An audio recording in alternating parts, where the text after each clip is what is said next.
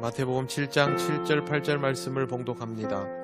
구하라 그리하면 너에게 주실 것이요 찾으라 그리하면 찾아낼 것이요 문을 두드리라 그리하면 너에게 열릴 것이니 구하는 이마다 받을 것이요 찾는 이는 찾아낼 것이요 두드리는 이에게는 열릴 것이니라. 아멘.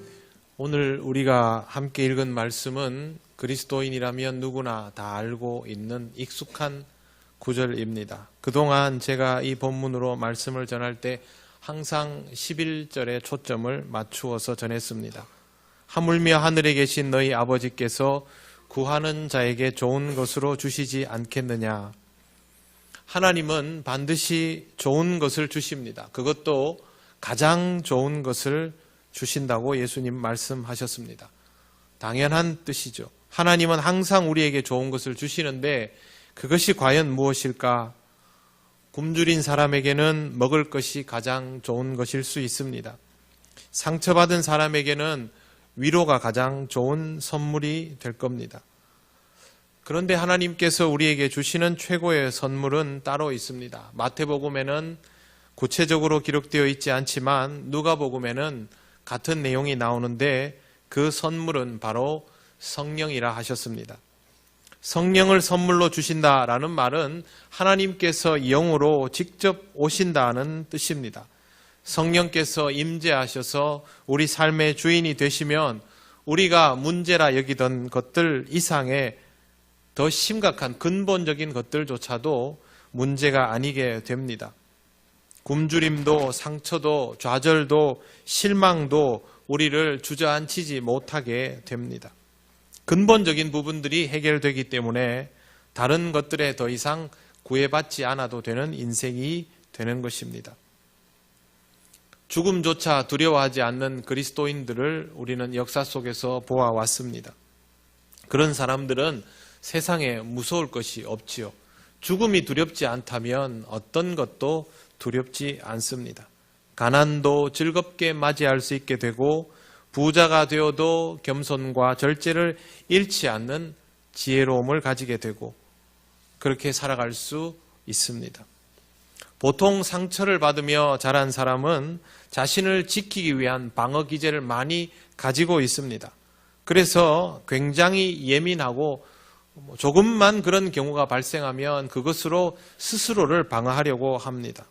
하지만 성령님과 함께하게 되면 그 사람은 자신이 가지고 있는 그 예민함을 가지고 자기를 방어하는 데 쓰지 않고 다른 사람을 살필 수 있는 섬세한 능력으로 극대화시킬 수 있게 됩니다. 신앙적으로 자아를 극복한 사람 중에는 이런 경우가 많습니다. 약점이 장점이 되어서 성령님으로부터 엄청난 선물을 받았음을 스스로 느끼게 되는 것입니다. 가난하게 자란 사람은 돈에 한이 지지요.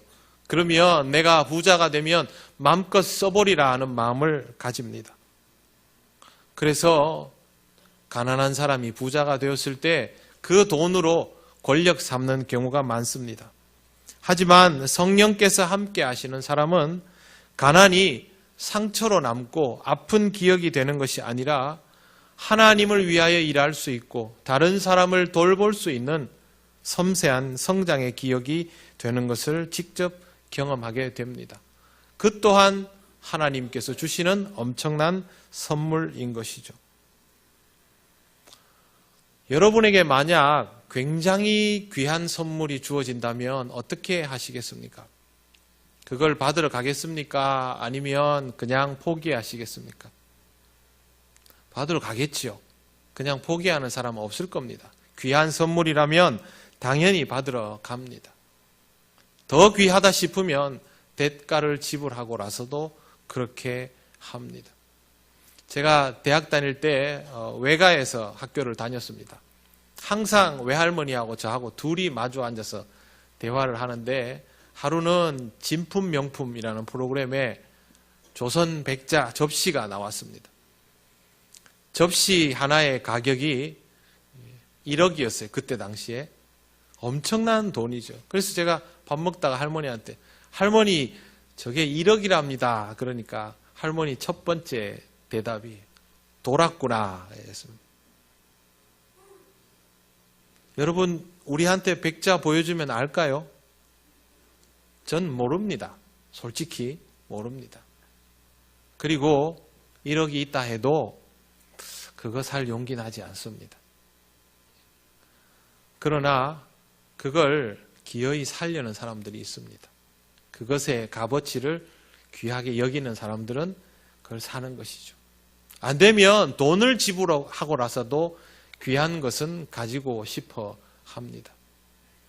핸드폰 다 가지고 계시는데요. 다른 핸드폰들은 안 그런데 유독 아이폰은 신상품이 나오면 사람들이 몇 박 며칠씩 줄을 서서 기다립니다. 우리나라만 그런 줄 알았더니 일본도 중국도 홍콩도 우리가 알고 있는 웬만한 나라들은 전부 그 아이폰 사겠다고 기다립니다. 근데 아이폰은요 비쌉니다. 저도 10년째 계속 똑같은 회사 제품을 쓰고 있어서 다른 제품은 써보지 못했습니다. 잘 알지도 못하고 좀 불편하기도 한데 아이폰 쓰는 사람들은 계속 그것만 씁니다. 여러분 들어보신 스티브 잡스라는 아주 특별한 인물이 처음부터 시작해낸 그 애플 회사의 제품이죠. 애플 회사 제품은 특징이 있습니다. 그 회사의 기기들은 서로 다 통하도록 만들어놨습니다. 옛날부터. 우리나라 핸드폰 굉장히 좋죠. 삼성, LG. 기계적 성능으로 말하면 아이폰보다 더 뛰어납니다. 그런데 왜 그 사람들은 그 물건을 쓰느냐? 그 물건은요, 마치 무슨 지능이 있는 것처럼 그렇게 만들고 쓸 수 있도록 되어 있습니다. 이상하게 뭔가를 느낄 수 있도록 되어 있습니다. 그래서 사람들이 돈을 더 주고 미리 가서 기다렸다가 그걸 가져옵니다. 마치 보물이라도 얻은 것처럼.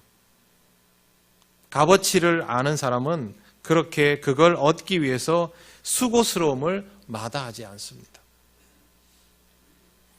어디 아파트가 새로 지어지는데 저기가 아주 좋다더라.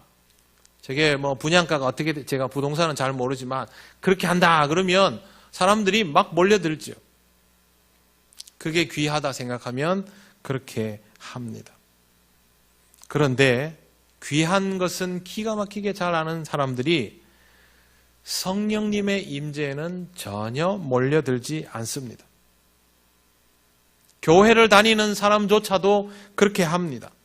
성령님이 가장 귀한 선물이다라는 말씀은 우리가 수도 없이 들었기 때문에 모르는 바가 아니지만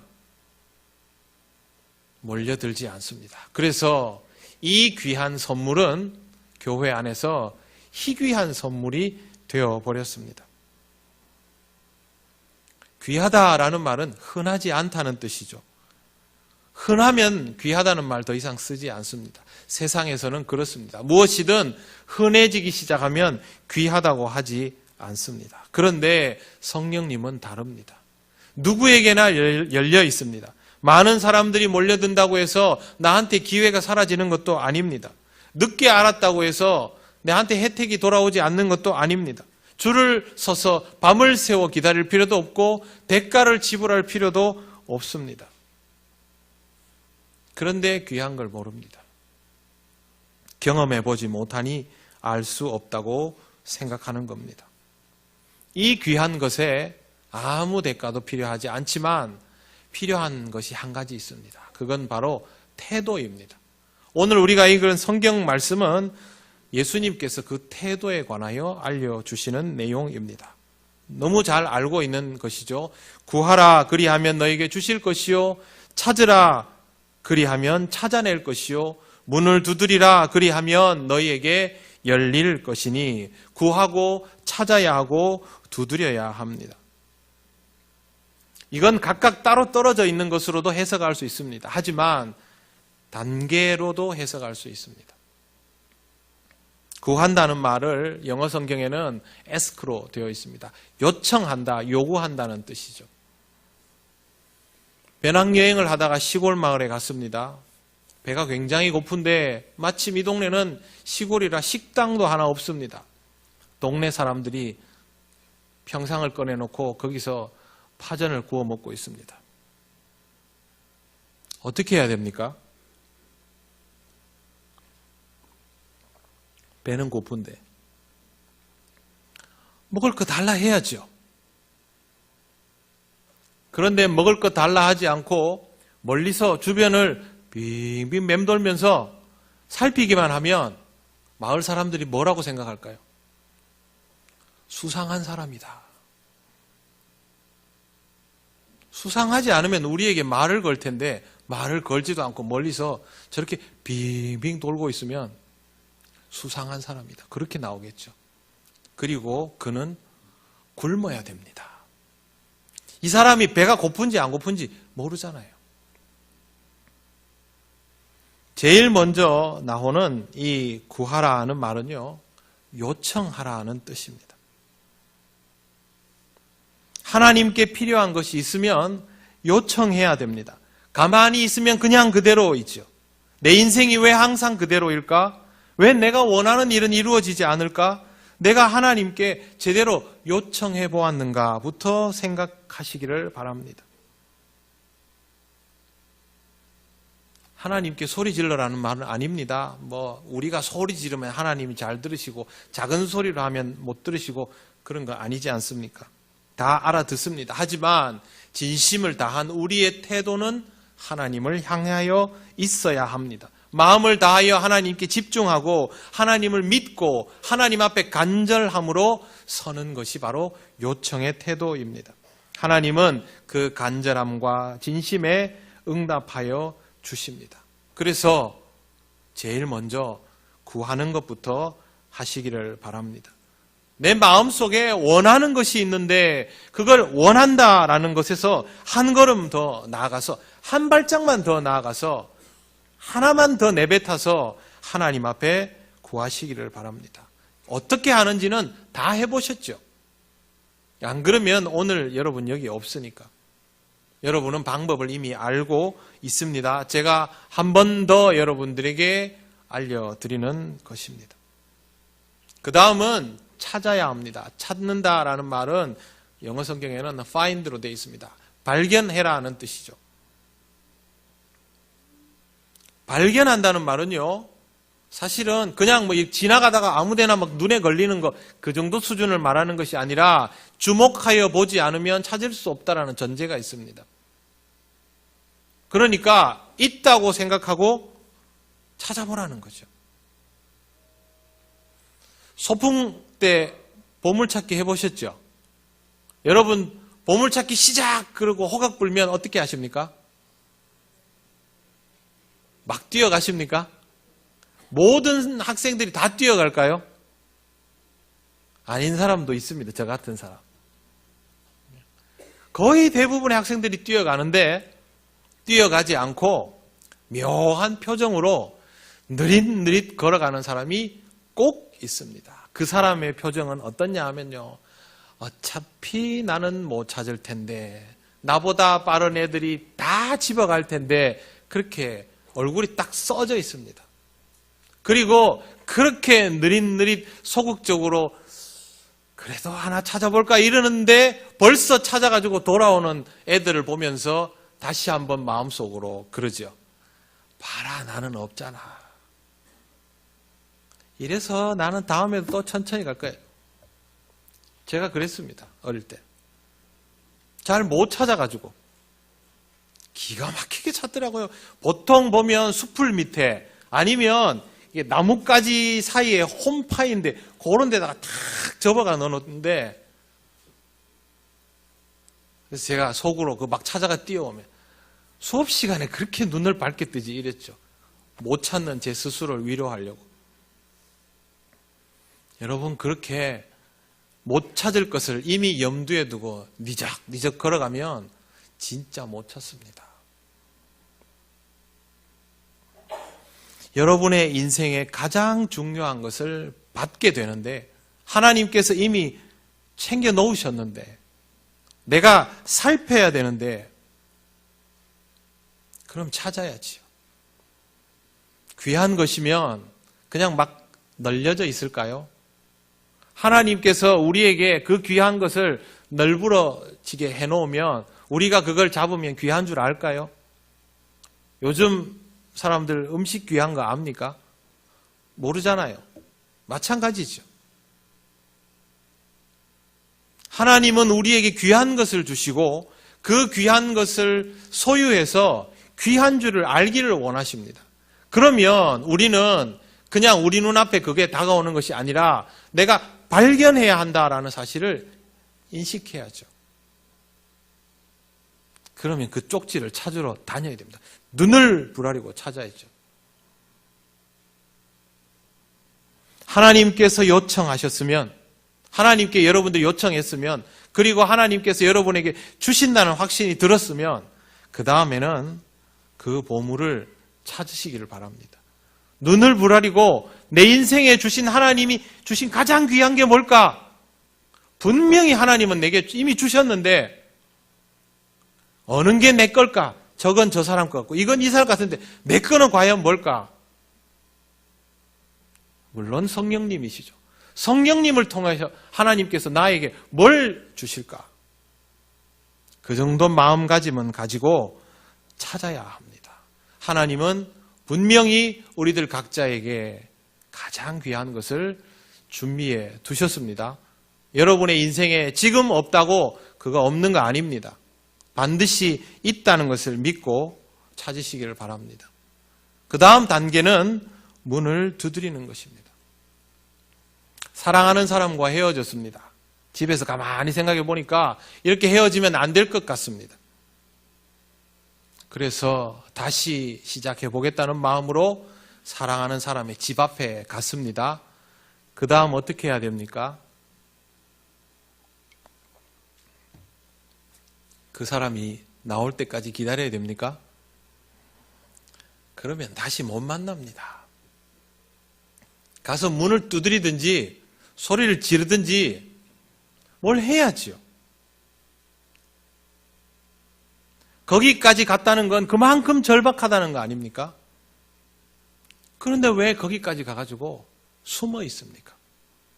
왜 가만히 있습니까? 그런 사람은 사랑을 이루지 못합니다. 우리는 신앙생활을 하면서 하나님께 요청했습니다. 찾아야 된다는 것까지 알아가지고 그 앞까지 갔습니다. 그럼 그 다음 뭡니까? 집어야죠. 문 뒤에 있으면 문을 두드리고 열어달라 해야 되는 것이고 상자가 잠겨 있으면 상자를 두드리면서 열어볼 궁리를 해야 되는 것이죠. 신앙생활을 이 정도까지 해왔으면 여러분은 이미 문 앞에 있는 겁니다. 그러면 두드려야죠. 이 문 뒤에 내 인생에 가장 소중한 것이 있는데 우리들 각자의 단계는 다를 수 있습니다. 구해야 되는 사람, 찾아야 되는 사람, 두드려야 되는 사람. 어쨌든 다 해야 됩니다. 문 너머에서 웅크리고 있으면 하나님이 아실까요? 모르실까요? 지척에 두고도 우리가 문을 못 넘어서 이루고 있으면 하나님이 아실까요? 모르실까요? 아시지요. 예수님이 그걸 몰라가지고 구하라, 찾으라, 두드리라 하셨을까요? 다 아십니다. 그러면 왜 이렇게 하십니까? 성령의 임재는 값없이 주시는 하나님의 은총이지만 그것을 얻기 위한 받을 수 있는 준비는, 태도는 하고 있어야 한다는 뜻입니다. 그것조차 하지 않고 나에게 은총이 오기를, 성령님이 나에게 임하셔서 내 인생의 심각한 문제들을 해결해 주시기를, 그건요 게으름이고 나태함이고 두려움입니다. 하나님을 속이는 것일 뿐만 아니라 자기 자신을 속이는 것입니다. 문을 두드린다는 것은 아주 적극적인 행동이지요. 생각하는 것만이 아니라 그곳에서 이것에 대한 결과를 보겠다 하는 것입니다. 거듭 말씀드리지만 귀한 것은 거저 주어지는 법이 없습니다. 그럼에도 불구하고 거저 주신다면 광주리 정도는 준비할 수 있지 않겠습니까? 마음은 열 수 있지 않겠습니까? 그 정도는 해야만 합니다. 배고픈 사람은 하나님께 밥 달라고 구하고 먹을 것이 있을 만한 곳을 찾아서 밥 좀 주세요 라고 이야기해야죠. 하나님이 어딘가 준비해 놓으셨을 거 아닙니까? 그러면 그 사람은 밥을 먹을 수 있습니다. 마을에 가서 파전 부쳐 먹고 있는데 옆에 가니까 와서 먹어라 그러면 어떻게 해야 됩니까? 얼른 가가지고 접시하고 젓가락 들고 옆에 딱 붙어 있어야 뭘 주지요. 준다는데도 다 이러고 있으면 안 됩니다. 위로가 필요한 사람은 하나님께 구하고 위로받을 만한 곳을 찾아서 주변에 저 좀 위로해 주세요. 저는 위로가 필요한 사람입니다. 저는 외로운 사람입니다. 저는 상처가 많은 사람입니다. 말을 해야지요. 하나님이 나를 위로해 주신다고 하셨는데 어디엔가 하나님께서 나를 위로해 주실 수 있도록 준비해 놓으셨겠지. 그럼 가서 해야죠. 교회는요, 이게 다 됩니다. 교회 사람들이 다 그렇지 않아요. 아니에요. 성령께서 임하시는 주의 몸된 교회는 모든 사람이 그렇지 않다 할지라도 누군가는 그렇게 준비되어 있는 공동체입니다. 그래서 하나님은 이게 다 되도록 해 놓으셨어요. 교회 가면 밥 먹을 수 있고, 교회 가면 위로받을 수 있고, 교회 가면 사랑받을 수 있도록 해 놓았습니다. 그러면 와서 해야죠. 집에 웅크리고 있으면서 이불 뒤집어 쓰고 있으면서 아무에게도 말 한마디 하지 않고 그렇게 있으면 안 됩니다. 그러면서 이렇게 하죠. 하나님은 내가 바라는 거 들어주지도 않고 내가 찾는 거 있어도 도와주지도 않고 사람들 아무도 내 마음 몰라주고 아무도 내 말 들어주지 않고 나를 위로해 주는 사람 하나도 없고 한 번도 표를 안 냈는데 어떻게 합니까? 하나님은 그렇게 있으라 하지 않습니다. 반드시 그 다음을 해야 합니다. 나와서 무언가를 해야 하죠. 그게 구하고 찾고 두드리는 것입니다. 특별히 신앙생활을 제대로 하려면 성령의 임재에 대하여 여러분 갈급함과 적극성을 가지시기를 바랍니다. 우리에게 주실 선물 중에 최고 더 이상 필요 없는 것이 하나님의 임재라고 말씀드렸습니다. 그런데 하나님의 임재는 보이지 않습니다. 만질 수 없습니다. 우리의 감각으로 답을 얻을 수 없습니다. 그럼 어떻게 해야 됩니까? 더 집중해야 되죠. 다른 것들을 비워가면서라도 내 삶을 비워가면서라도 하나님이 임재하실 수 있는 상황 속으로 우리를 몰아가야 됩니다. 기도할 때 제일 중요한 건 뭘까요? 우린 기도하면 제일 먼저 하는 게 뭡니까? 구하는 거죠. 기도할 때 제일 중요한 건요, 잡념을 지우는 겁니다. 기도는 우리의 욕망으로 하는 것이 아니기 때문에.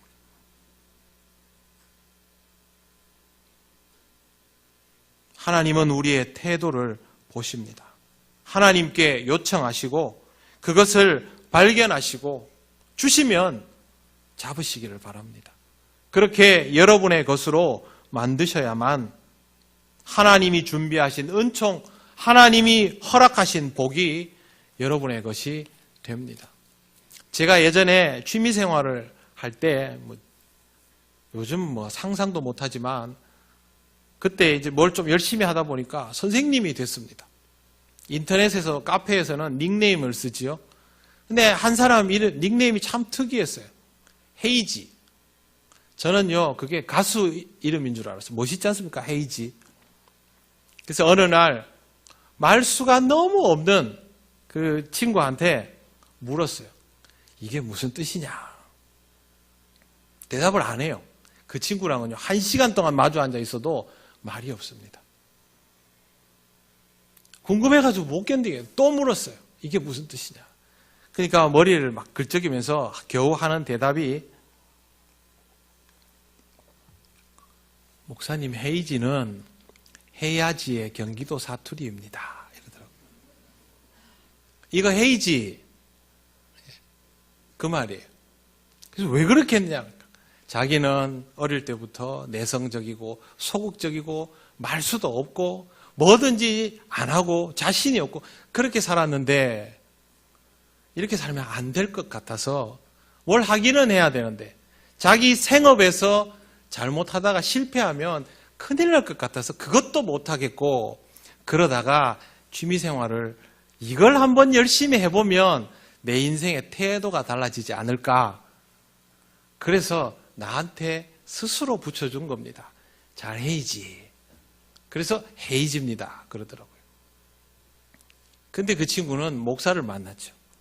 제가 얼른 교회를 다니느냐. 청년 때 교회를 다녔는데 결혼하고는 안 다닙니다. 정말 뭘 하고 싶으면 신앙생활 없이는 안 된다. 이건 시도가 될 수 있겠지만 결국에는 신앙생활이 회복돼야 된다. 그래서 취미생활도 그걸 열심히 배웠어요. 소질이 없어가지고요. 늘지도 않는데 꾸준히 하더라고요. 그리고 신앙생활도 다시 회복했습니다. 휴가 때 우리 교회에도 왔었습니다. 부부가. 자기 회사에서 존재감도 없던 그 사람이 지금은요. 2,000명이 넘는 회사의 본부장이 되어 있습니다. 자기 인생이 달라졌죠. 닉네임은 여전히 헤이지입니다. 시도해보지 않는 사람에게는 결과가 오지를 않습니다. 그건 세상 일만 그런 게 아니고 신앙생활도 마찬가지입니다. 여러분의 인생에 무언가가 있다는 기대감을 가지고 있지 않습니까? 내가 하나님을 만났으니 하나님을 통하여 구원을 얻었으니 내 인생에는 이 세상 사람들이 누리지 못하는 무언가가 반드시 있다. 그런 믿음이 드신다면 가만히 있지 말고 하나님께 다시 한번 요청하시고 그걸 다시 한번 찾아 나서시고 그리고 그것을 받으시기를 바랍니다. 그거 진짜 여러분의 인생에 있습니다. 그리고 성령 하나님께서 그것을 여러분들에게 주시면서 여러분들과 동행하여 주실 겁니다. 그리스도인은 불행하지 않습니다. 그리스도인은 어떤 상황 속에서도 만족감을 누리는 놀라운 은혜를 소유한 사람들입니다. 여러분의 삶이 이 땅에서 복되게 되면 그것이 바로 이 세상 사람들을 향한 복음 증거입니다. 하나님이 주신 복 놓치지 않도록 하시기를 바랍니다. 가장 귀한 선물 성령님과 함께하는 인생 경험하실 수 있기를 바랍니다. 그래서 여러분의 삶이 이게 진짜 내 인생이구나. 하나님이 함께 하시면 이런 맛이 있구나. 하나님 나라는 이렇게 좋은 거구나 라고 느끼실 수 있는 귀한 은혜의 시간이 앞으로 여러분들에게 가득하시기를 바랍니다.